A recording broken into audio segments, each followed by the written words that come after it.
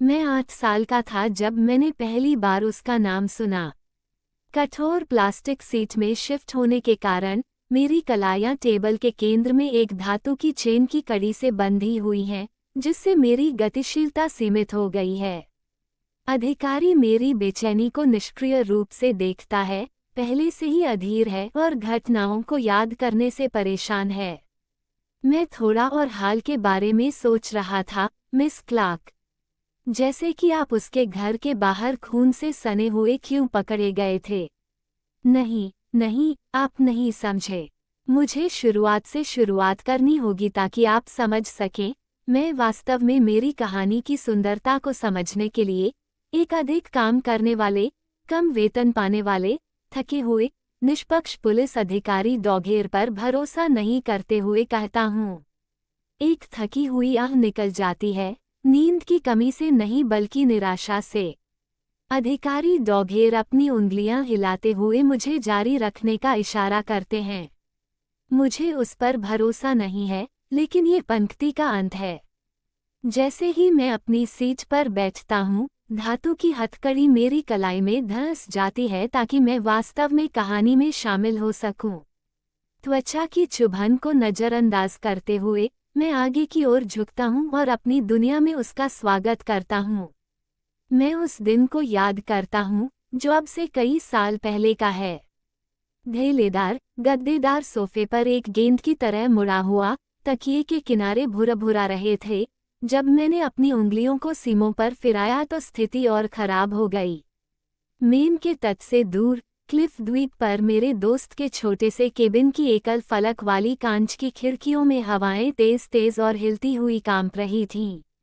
दिन की शुरुआत उज्ज्वल और धूपदार थी, और द्वीप पर अस्थायी रूप से या साल भर रहने वाले अन्य सभी बच्चों की तरह हमने हर सेकंड समुद्र में खेलने और खोजकर्ताओं और लुटेरों की तरह जंगल से मलबा काटने में बिताया।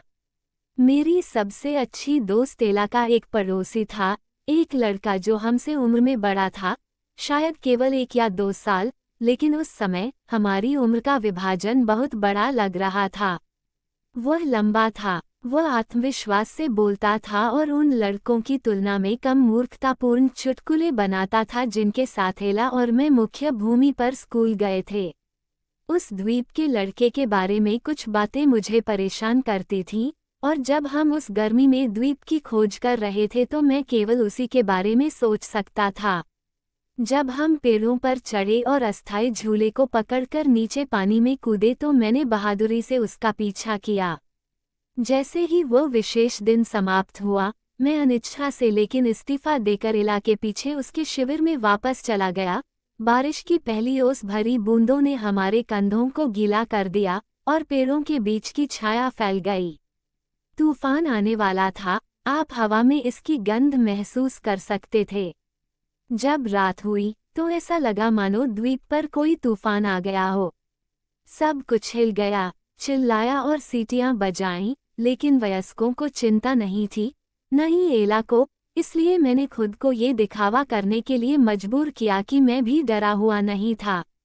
हम छोटी सी मांद में सोफे पर दुबके हुए थे। एला ने इसे अंदर बाहर का कमरा कहा था क्योंकि हालांकि वहां 4 दीवारें और एक छत थी, लेकिन फर्श से छत तक खड़खड़ाती कांच की खिड़कियां अभी भी आपको ऐसा महसूस कराती थीं जैसे आप बाहर थे।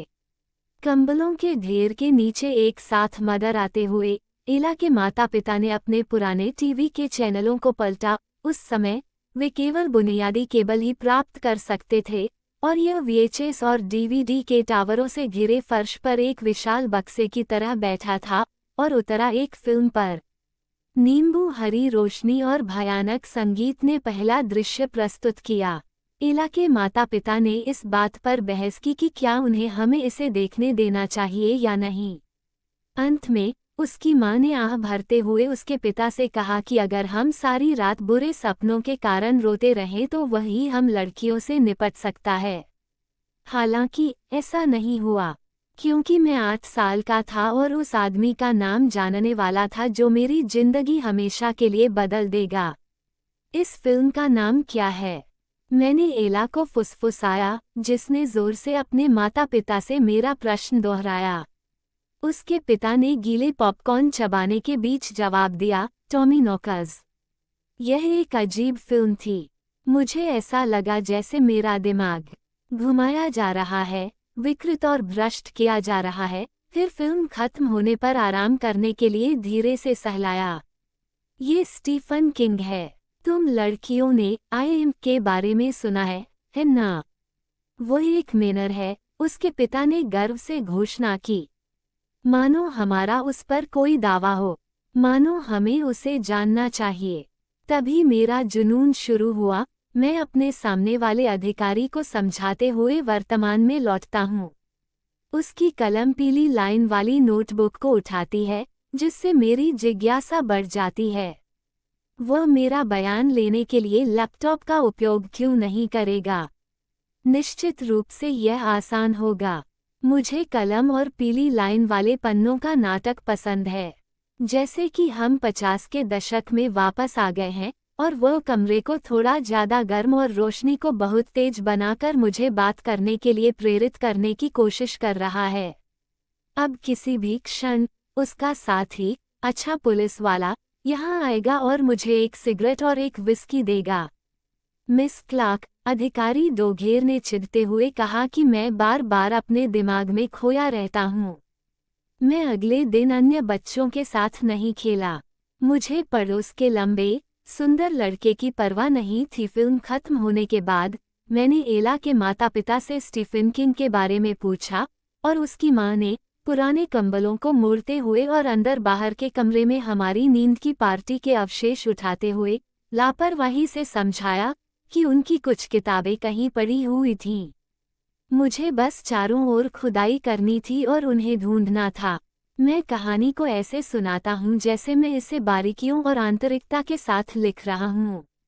आप देखिए, मैं पुलिस वाले से कहता हूँ या वह एक जासूस है। उसके सादे कपड़े बाद वाले की ओर इशारा करते हैं, लेकिन वह वही आदमी है जिसने मुझे ऊंची, गॉथिक लाल हवेली के बाहर पकड़ा, हथकड़ी लगाए और मुझे अपने क्रूजर के पीछे ठूंस दिया। मैंने पूरी गर्मी, नरक, अगला पूरा साल द डार्क टावर्स पढ़ने में बिताया। मैं जो पढ़ रहा था उसका आधा हिस्सा भी समझ में नहीं आया। लगभग हर पंक्ति का अनुवाद करने में मेरी मदद के लिए एक शब्दकोश की आवश्यकता थी। लेकिन यह उन किताबों जैसा कुछ नहीं था जो हम स्कूल में पढ़ रहे थे। मैं जुनूनी हो गया। डोफर इस शब्द पर प्रतिक्रिया करता है। आसक्त, यह एक ट्रिगर शब्द है, मेरे खिलाफ एक छोटा सा बिंदु, एक संकेत है कि मेरा दिमाग बिल्कुल सही नहीं था। बेशक यह मुझे अन्य लेखकों तक ले गया। रे ब्रैडबरी, फ्रैंक हर्बर्ट, क्लाइव बाकर, डगलस एडम्स। फिर जैसे जैसे मैं बड़ा होता गया, यह एटवुड और निन, वोनगुट और पलानियुक और बुकोवस्की बन गया। मैंने खुद को इसमें खो दिया। एक कर्कश गला साफ करने से मेरी विचार प्रक्रिया बाधित हो जाती है और मैं चौड़ी आंखों और रहस्यमयी दृष्टि से ऊपर देखता हूँ। अचानक अपनी युवावस्था की उन सभी अनकही भावनाओं में डूब जाता हूँ जो मिथ्याचार और पुस्तक प्रेमी वासना के मायाजाल में फंस गया है। लेकिन ऑफिसर डोघेर और उसका भूरा, मूंछ वाला, देर से मुंडा हुआ चेहरा मेरे जुनून में उदासीन है। वह कहानी का सार, उसका सार, बिगाड़ने वाले तत्व चाहता है। वह गद्य या तनाव नहीं चाहता। बस इसे मुझे दे दो। उसकी आंखों से चीख निकल गई। बस स्वीकार करें कि आपने क्या किया। वह वास्तव में टॉम रॉबिन्स को पढ़ने से नफरत करेगा। जब उसके पीछे दरवाज़ा चरमरा कर खुलता है तो वह एक लंबी, पीड़ा भरी आह छोड़ता है और एक दूसरा अधिकारी, जो मानक ब्लूज पहने होता है, एक स्पष्ट प्लास्टिक साक्ष्य बैग पकड़े हुए कमरे में प्रवेश करता है। जब मैं सामग्री देखता हूँ तो मैं घबरा जाता हूँ। नया पुलिसकर्मी बैग को बिना किसी समारोह के डोघेर और मेरे बीच की मेज पर गिरा देता है, फिर जाने के लिए मुड़ता है। मैं ऊपर देखता हूँ, छत के पास कमरे के कोने में लगे कैमरे से आंख मिलाता हूँ। छोटा सा लाल बिंदु मुझ पर प्रशिक्षित है, मेरी हर हरकत को रिकॉर्ड कर रहा है। वे बाद में फुटेज को मेरे अपराध के सबूत के रूप में उपयोग करेंगे। वे लोगों को बताएंगे कि मैंने खुद को मेज पर खुला रखा था, टूटे हुए प्लास्टिक और धातु के ड्रोन की तरह कचरा और उजागर। अब प्लास्टिक साक्ष्य बैग में सूखे खून से लथपथ, ऊपर का कैमरा मेरे हर विचार और स्मृति को कैद कर रहा है। हालांकि मेरा अनियमित व्यवहार, साक्ष्य बैग और एक हस्ताक्षरित स्वीकारोक्ति, ये सब डॉगर मुझसे चाहता है, इसलिए मैं आराम करता हूँ। उसे 3 में से केवल 2 ही मिले हैं। मैं उसकी अधीरता को नजरअंदाज कर उदासी से मुस्कुराता हूँ। तभी मैंने लिखना शुरू किया। मैंने लिखा और लिखा और लिखा। मैंने रचनात्मक लेखन कक्षाएं ली, मुझे अंग्रेजी और संचार में डिग्री मिली।